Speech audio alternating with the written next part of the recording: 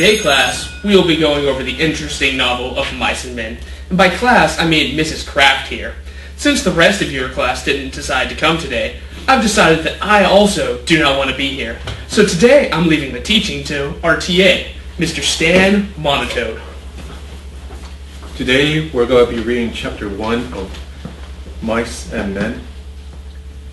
Starts off with, a few miles south of Soledad, the Salinas River drops in close to the hillside bank and runs deep and green. The water is warm too, for it has slipped twinkling over the yellow sands in the sunlight before reaching the narrow pool.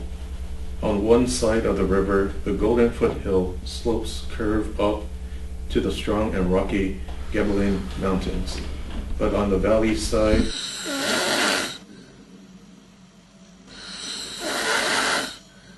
flooding and semicombs with molted white recumbent limbs and branches that arc over the pool. On the sandy bank under the trees, the leaves like the... Hey, Caitlin.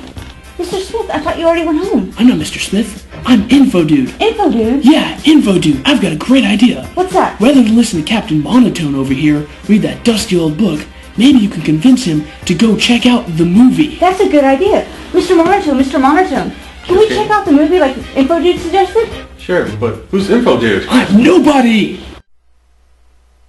Cypress Creek High School's library is a great place to explore the value and everyday use of inventory control.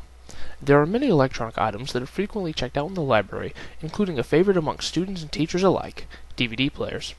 There are a wide range of items or inventory, which the library checks out to teachers and students. Inventory is the stock of any item or resource used in an organization. Cypress Creek High School is technically a non-for-profit organization. However, nearly all of the same traditional logistics problems are applied. When there is inventory, there is a need for an inventory system. The inventory system at Cypress Creek High School can best be described as a fixed-order quantity model. They do not order inventory on a regular basis, but only when a need is triggered due to defective inventory. There are several storage rooms within the library. One room in particular holds the media items. Media items include VHS and DVD movies, along with cassette and CD audio recordings. In the same room, there are cabinets with DVD players for checking out. Making use of storage rooms is a good example of how costs come into play within inventory control. The central cost associated with storage rooms is known as holding or carrying costs.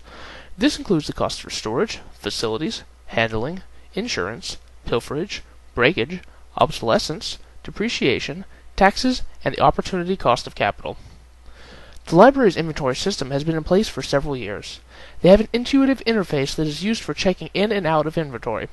All of their inventory items contain barcodes, which are used to track and control the inventory.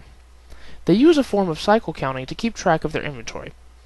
Each month, they physically count what items they have on hand and what items are defective, and compare it to their digital records.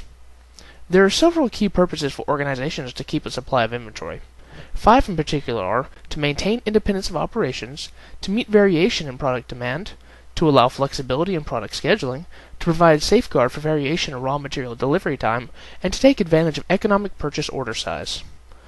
The central purpose of inventory in the case of Cypress Creek High School's library is to provide current technology and to add to the already exceptional learning environment by making items like DVDs and DVD players accessible to students and teachers alike. This was such a great idea. Thank you again, Mr. Monotone.